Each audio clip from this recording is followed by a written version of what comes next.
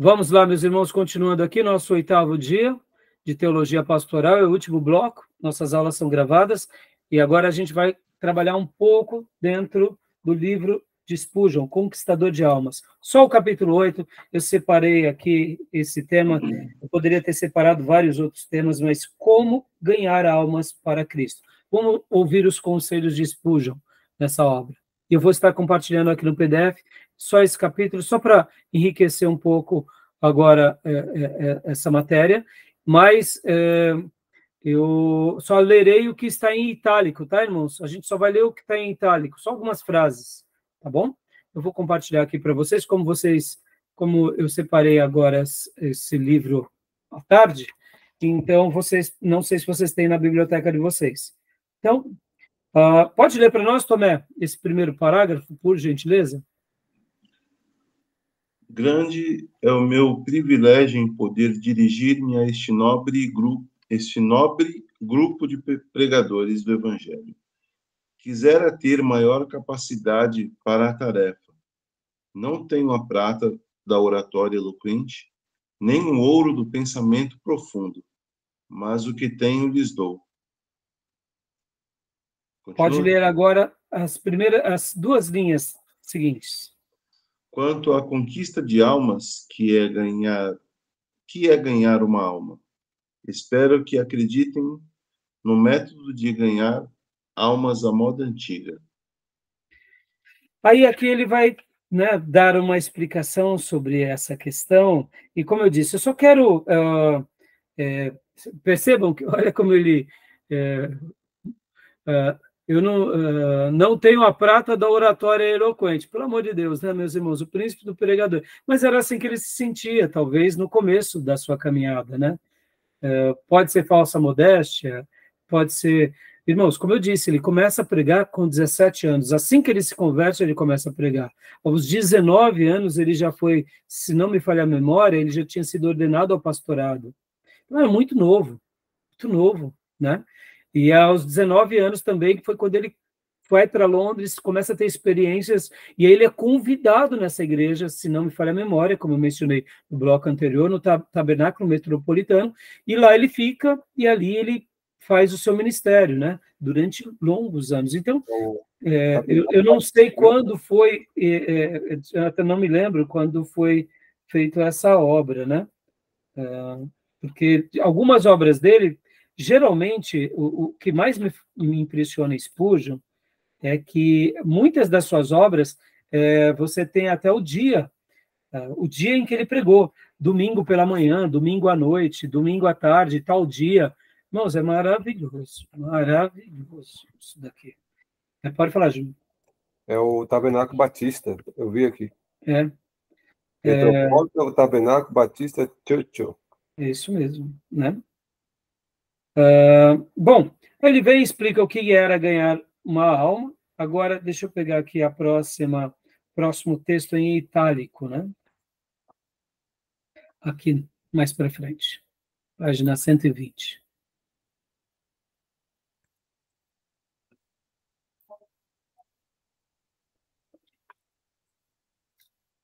Opa, passei.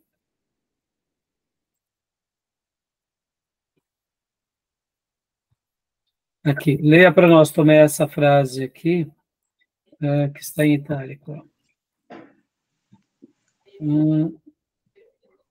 120. Onde está? Opa, passei demais. 120 aqui.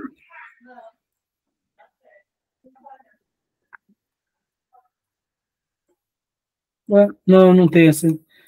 O Lud. Não, está aqui.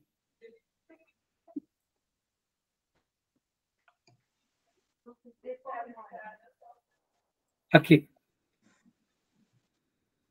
Leia para nós, Tomé. Se no que temos dito se funda a conquista de almas, de que modo podemos esperar confiantes que o Espírito Santo nos revista para que em seu poder saiamos a pregar? Pode ler essa frase completa. Respondo que grande parte depende da condição da pessoa do pregador. Estou persuadido de que nunca demos suficiente ênfase à obra de Deus em nosso próprio ser, em relação com o nosso serviço a Deus.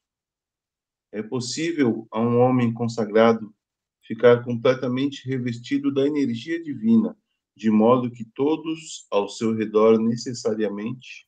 Deixa eu ir aqui para o começo da página, aqui. Necessariamente... o percebam. Eles não poderão dizer o que é, nem de onde vem, nem talvez aonde vai. Mas há algo neste homem que está muito além da ordem comum das coisas. Noutra ocasião, aquela mesma pessoa pode estar fraca e desalentada. Tendo consciência disso, olhem, move-se como das outras vezes, mas não consegue fazer nada de grandioso. É evidente que até mesmo Sansão precisa estar em condições apropriadas, ou, senão, não alcançará nenhuma vitória. Se o cabelo do campeão for cortado, os filisteus zombarão dele. Se o Senhor se aparta de um homem, não lhe resta nenhum poder para prestar serviço útil. Lembra que eu falei há pouco sobre a disponibilidade dele de se entregar a essa fé?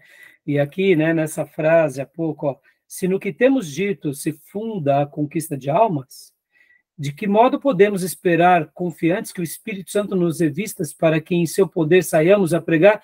Ou seja, em outras palavras, o que ele acabou de dizer aqui, né, nessa página? De que realmente ele confiava nesse poder divino e ele se colocava inteiramente diante de Deus, sabendo que Deus poderia usá-lo de uma forma extraordinária. E a gente vê isso com muita frequência na vida dele. Ele acreditava que, assim como ele tinha se convertido, ao olhar para Cristo, ele próprio, ao falar para aquelas vidas, sabia e cria e esperava que essas vidas fossem atraídas simplesmente pela pregação do evangelho puro, né? Então, isso me faz lembrar, a certa ocasião, eu acho que isso que eu vou falar para vocês está naquele livro, ou foi em outra obra dele, eu não recordo agora aonde foi que eu li. Ele chega para um candidato e pergunta... o candidato estava resmungando porque ele pregava e não ganhava almas. E então o candidato estava ali triste, né? E Spurgeon perguntou para ele, de todo o seu coração, agora me diga sem hesitar, quando você prega, você acredita que aquelas pessoas que te ouvem se renderão a Cristo? Se converterão? E aí aquele pregador disse assim, de fato, pastor, de todo o coração, não. Não, eu não acredito, não. O pecado, aí contou algumas coisas, Spurgeon, resumindo, disse para ele, olha, se você não acredita de todo o seu coração, então o eu já começa em você. Em outras palavras, Spurgeon era essa pessoa tão convicta de que assim como Deus tinha salvo a alma dele, perdoado ele de todos os pecados, ele tinha passado por uma experiência de regeneração e agora ele ouvia de Deus, ele tinha certeza que essa mesma obra Deus faria no coração das pessoas, mas que tudo isso não era a virtude dele, mas era a virtude de Deus, usando ele como esse que ganhava vidas. Então, meus irmãos, tenham convicção. Por isso que eu disse no meu primeiro bloco, nós não somos a mensagem, somos pregadores da mensagem. Quem salvará é Deus pelo poder do Espírito. Nós seremos só instrumento. Nós somos pregadores. Nós não somos a pregação propriamente dita. Nós anunciamos o Cristo, mas nós não somos ele. É uma simples coisa, mas faz toda a diferença. A virtude não está em nós, mas falemos aos outros, crendo que Deus vai fazer grandes coisas, né? Então, assim, Spurgeon é essa pessoa convicta. Tá bom, meus irmãos? Então, querem fazer algum comentário? Alguma pergunta? Algum adendo? Não, tranquilo. Tranquilo? Tomé, leia para nós essa frase em itálico aqui, por gentileza. Só a frase em itálico. Agindo como testemunhas, ganhamos algumas almas para Cristo. Levantamo-nos e testificamos de Cristo. É isso? Isso, acerca das verdades. Ou seja, o testemunho nosso, né? O testemunho nosso, né? E aí ele vem falando um pouco sobre essa questão do testemunho. Deixa eu avançar, como eu disse, é só fazendo aqui um breve apontamento de algumas porções. Deixa eu ler aqui a página 124 também. Olha só, aqui. Leia para nós aqui, né? Todavia, vocês não são apenas testemunhas, são advogados do Senhor Jesus Cristo. Ora, até aí, tudo bem, só até aí. Talvez a melhor palavra aqui não seja advogado, né? Mas seja apologetas de Jesus, né? Porque o Júlio pode até explicar bem, né? Porque é como se Jesus precisasse de advogado. Ele não precisa de nós como advogado, né, Júnior? Defensores, né? Isso. Então, aqui seriam os defensores, né? Seria a melhor palavra. Ou apologetas, né? Apologeta, que defende, né, a fé. É o que defende. Né? Então, assim, mas você vê, ele usou um termo que talvez naqueles dias, ou quem sabe foi a tradução, eu não sei como que é no inglês, né? Porque a gente tem que lembrar que todas essas obras são traduções no inglês, né? Então, nós não somos apenas testemunhas que testemunham do que Deus fez na nossa vida, mas nós somos defensores desse Cristo, né? E aí ele vai falar sobre, tem um outro itálico aqui na página 125, que ele fala sobre persuadir. Então é por isso que ele está falando aqui como advogado. Ele está falando que nós precisamos persuadir as pessoas. Na página 126, ele faz uma outra citação também, que eu queria ler aqui com vocês. Né? Olha aqui. Leia para nós também. Ainda que...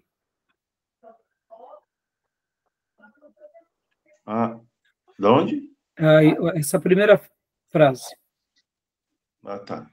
Ainda, caros pregadores ao ar livre, e todos vocês cristãos aqui presentes, temos de ser não só testemunhas e advogados, mas também exemplos. Aí, ó. O que a gente tem falado nessa aula de teologia pastoral desde o início?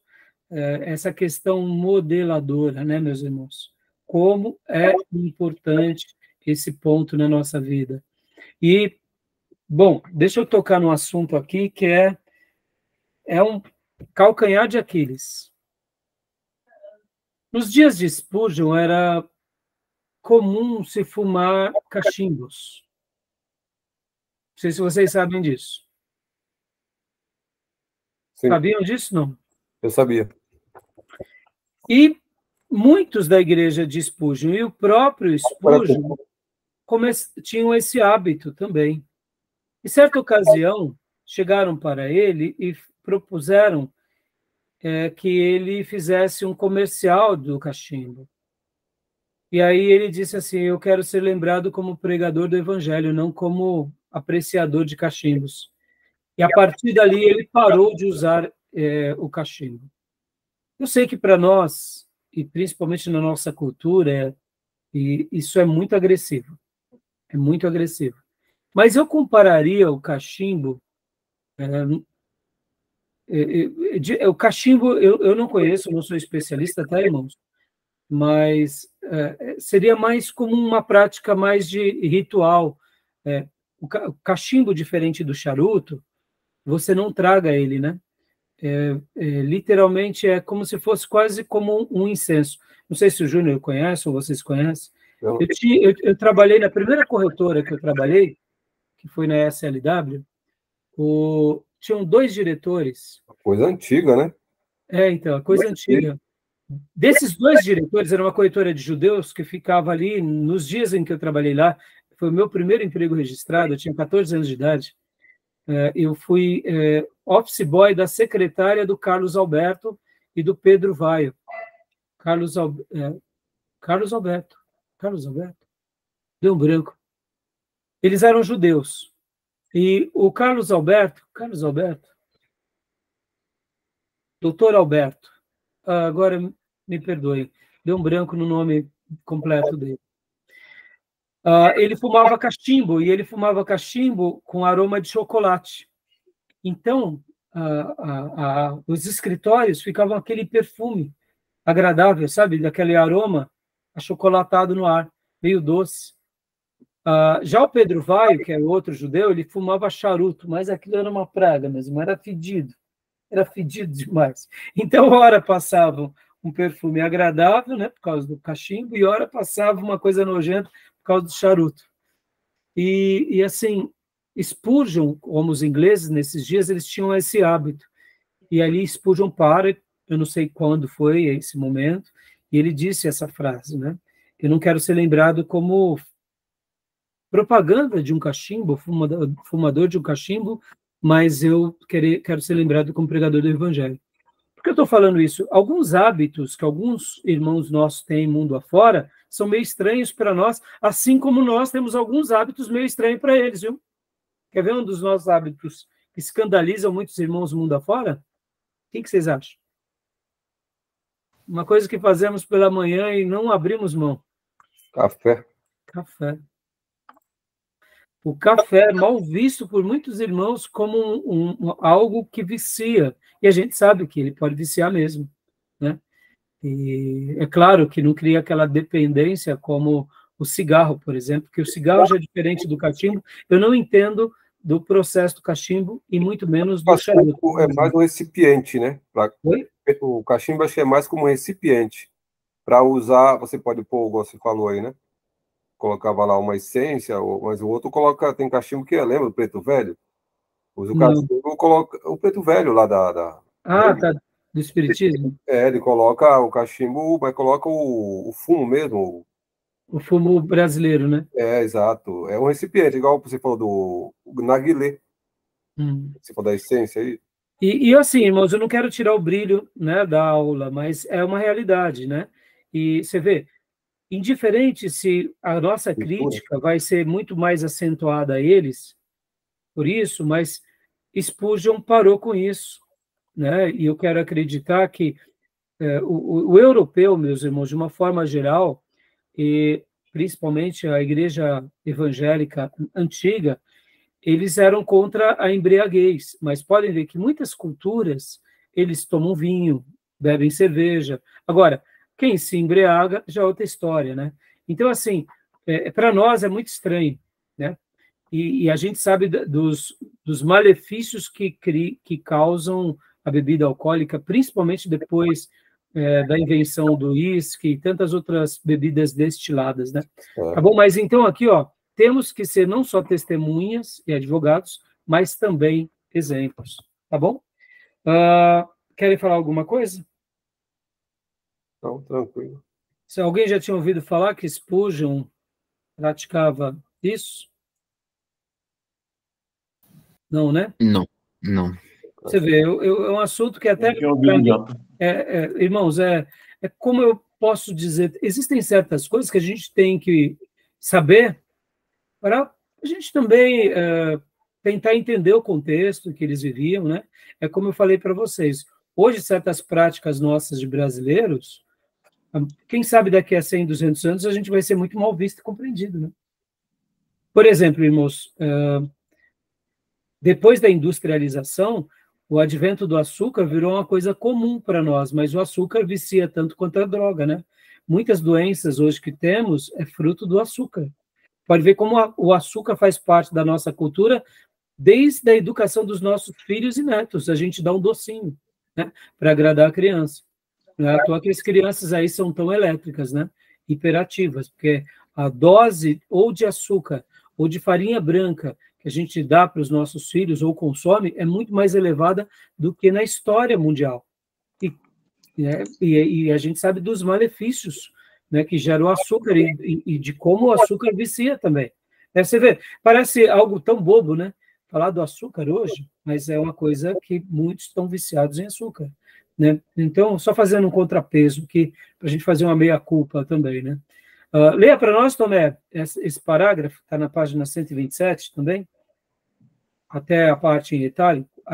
Abrevia-se Abrevia-se o meu tempo, mas devo dizer uma palavra sobre outro ponto mais. Eu disse que a ação do Espírito Santo depende em grande parte do servo de Deus, mas devo acrescentar que também dependerá muito da classe de pessoas que rodeiam o pregador. Então, aqui ele fazendo um apontamento sobre essas questões, com quem que eu me envolvo, aonde eu estou, né? Bom, deixa eu correr aqui, passar para os próximos pontos, onde estou, página 127, né? Falei? Isso. Vamos agora para a página 129, rapidamente. Só as partes em itálico.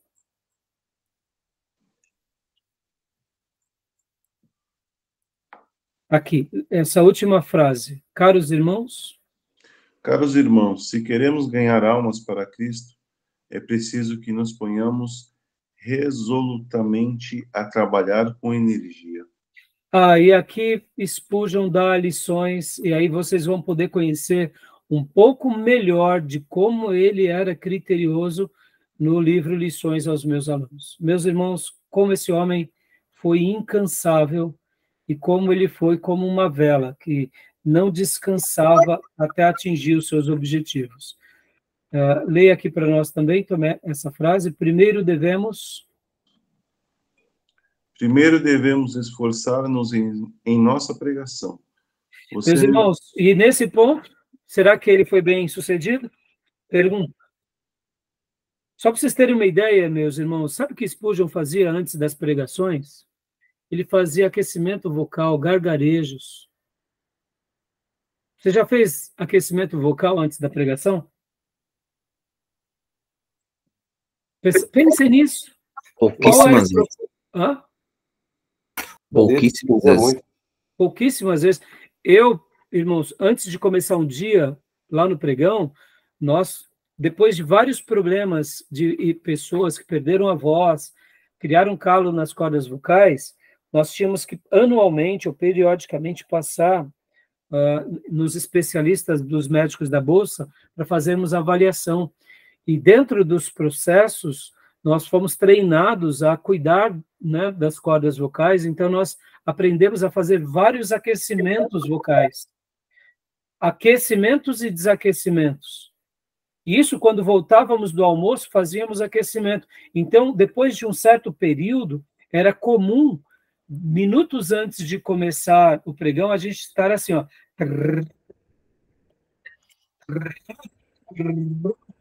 Ó, a voz vai soltando. Outro aquecimento que fazíamos era esse, ó. Mua, mua. Ou seja, passar a língua na boca. Spurgeon fazia aquecimento vocal, fazia gargarejo, meus irmãos. Spurgeon, para ele pregar numa comunidade que ele era convidado, ele ia lá na semana e ia ver como que era o auditório e começava a fazer testes com a sua voz. Tem até um testemunho lindíssimo que eu menciono, inclusive na nossa aula de homilética, que ele foi convidado a pregar numa igreja, ele prega na igreja. E no final daquele pregação, depois ele prega naquela igreja, e era uma igreja que ele tinha sido convidado. Um tempo depois, quando ele voltou naquela igreja a segunda vez, um irmão vem a ele e diz assim: olha, eu me converti quando o senhor veio aqui. E aí ele achou curioso, porque ele falou assim, mas no dia em que eu vi aqui, não teve conversões. Aí o rapaz disse, não, mas não foi exatamente no dia que o senhor pregou. Foi no dia em que o senhor veio pela primeira vez. Naquela semana que o senhor pregou, o senhor não tinha vindo aqui na igreja? Foi. Pois é. O que o senhor fez naquela ocasião? O senhor não falou algumas frases? Falei. Pois é, eu estava trabalhando no telhado. Quando eu ouvi aquelas frases, eu entendi que eu precisava de Jesus Cristo na minha vida. Olha o que Spurgeon fez. Olha o cuidado. Ele chegou, subiu no auditório, pediu para o pastor, né, para conhecer a comunidade, e como não tinha microfone, ele se dirigiu para um lado e disse: Ele é o Filho de Deus. Este é o Filho de Deus que tira o pecado do mundo. E ecoou com a sua voz. Virou por outro lado e gritou de novo. Este é o Cordeiro de Deus que tira o pecado do mundo. E citou várias vezes. Agradeceu o pastor, sentiu como era o ambiente. Percebam, irmãos, olha o zelo de Spurgeon. Tinha um rapaz lá no telhado, que era esse rapaz consertando o telhado. Quando ele ouviu as expressões e a citação do texto bíblico, ele não parou de pensar e se rendeu a Cristo.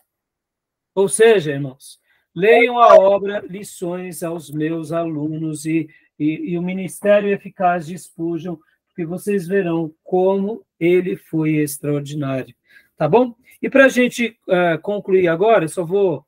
E ele fala que devemos nos esforçar na pregação, aí depois ele fala assim também, que devemos sempre ter um folheto à mão para evangelizar, devemos visitar essas pessoas, devemos também enviar uma carta pessoal, e aí acaba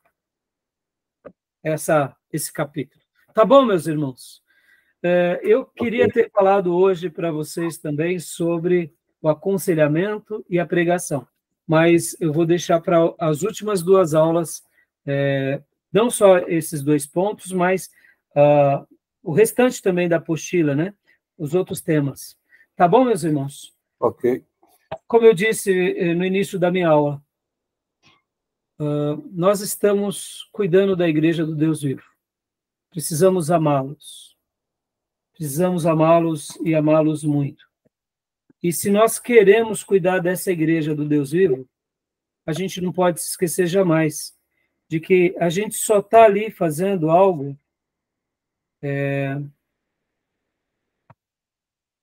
e a gente só vai ter êxito, de fato, se a gente amar não só essas almas, mas amar aqueles também pelos quais estão lá fora, que são as almas perdidas. Dentro de umas notas aqui que eu coloquei, que eu queria concluir com isso. É muito difícil amar as almas das pessoas, começando por aqueles que estão do nosso lado. Mas é importante que a gente saiba que esse é o caminho que Deus deixou para nós. Mesmo daqueles que são os rebeldes da igreja. Eu sei que essas pessoas que são rebeldes, que não são ensináveis, que são irretratáveis, ou quem sabe reprovadas, a gente deixa elas lá no meio da multidão e continua amando elas. Porque Deus sempre nos dará pessoas, sejam elas saudáveis, sejam elas doentes psicologicamente, ou quem sabe até com certos problemas, mas a gente precisa amá-los o tempo todo. Porque se a gente não fizer isso, a gente não estará cumprindo, eu diria, com um grande projeto pelo qual Deus nos separou. E eu queria até concluir essa aula de hoje lendo o texto de João 13, 34. Olha só. 34 e 35. João 13, 34 e 35. Por que eu estou falando isso antes da leitura do texto, irmãos? Porque muitas vezes no exercício do pastorado tem pessoas que nos cansam. E a gente começa a criar repulsa e começamos a criar desamor por essas pessoas. Eu digo para vocês sem medo de errar, irmãos. Não escolham esse caminho. Eu sei que pessoas difíceis, doentes, irretratáveis, irreconciliáveis e até reprovados vão nos dar trabalho. Algumas pessoas que psicologicamente sofrem de alguns males, ou quem sabe neuróticos e psicóticos, vão nos dar trabalho. Mas nós não temos escolha, a não ser amá-los e perdoá-los. E não estou dizendo com isso que nós faremos vista grossa. E não estou dizendo com isso que a gente também vai fazer aqui o discurso político. Não é isso. Mas sejamos firmes, ensinemos a verdade, mas, sobretudo, amemos. Porque eu sei que muitos se fazem até de doentes e discipulam e manipulam por meio das suas doenças para tomar proveito da igreja ou até mesmo de nós, nos usando. E é difícil de darmos uma resposta positiva a eles. Mas lembrem, irmãos, a gente não precisa estar junto dessas pessoas o tempo todo. Basta cumprirmos o nosso dever em amor e jamais perder essa motivação. Porque, como eu disse, o pastor e o líder que edifica uma igreja, ele tem esse grande mandamento para nortear as nossas tomadas de decisões. E nós precisamos saber lidar com todos esses. Nós precisamos saber proteger os sãos, proteger aqueles que são ensináveis, e precisamos também cuidar e amar desses que são difíceis.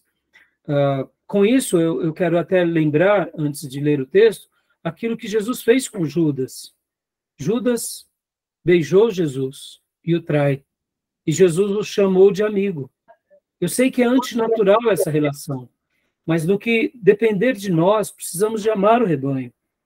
Eu sei que quando um irmão de confiança nos trai, um obreiro nos frustra, ou pessoas mais próximas nos jogam na lona ou nos usam, eu sei que vai ser um período difícil passar por esse momento, mas a gente tem que ter resiliência, de saber o que a gente está fazendo em primeiro lugar para o Supremo Pastor.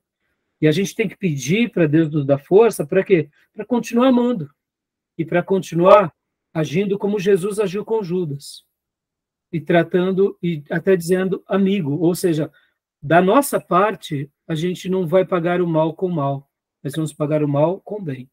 E aqui, João 13, 34, 35, conclui muito bem isso que eu estou querendo dizer. Ó. Um novo mandamento lhes dou. Amem-se uns aos outros, como eu os amei. Como eu os amei. Vocês devem amar uns aos outros, amarem-se uns aos outros. Com isso, todos saberão que vocês são meus discípulos, se vocês se amarem uns aos outros. João 13, 34 e 35 é um dos maiores desafios para nós, cristãos, seminaristas, líderes e pastores. Aqui está o maior case de evangelismo. Daqueles que irão se converter dentro da nossa comunidade, nas próximas gerações, e daqueles que estão lá fora. Aqui a maior estratégia de evangelismo está aqui, é amar uns aos outros. Porque o texto diz que quando nós nos amarmos, esse amor profundo, todos saberão que somos discípulos de Jesus. Ou seja, a nossa mensagem, o nosso pastorado estará sendo aprovado diante de Deus e as pessoas de fora virão e se renderão a Cristo. Tá bom, meus irmãos? Ok. Deixo aqui essa instrução de hoje para vocês. Espero que seja muito útil para todos vocês na perspectiva do pastorado. Tá bom? Beleza. Alguma pergunta, alguma dúvida, meus irmãos? Não. Tranquilo. Não? Então, glória a Deus. Né? Semana que vem, terça-feira, será a nossa 9ª aula. Quinta-feira, nossa 10ª aula. Depois vem a prova. Então, semana que vem, a última semana de aula, prova, porque na outra semana nós começaremos ética cristã. Tá bom? Ok. Beleza, meus irmãos? Beleza. Um excelente final de semana para todos vocês, tá bom? Obrigado para todos vocês também. Uma ótima semana. Boa noite. Obrigado. Bom tempo. Shalom. Shalom. Deus abençoe.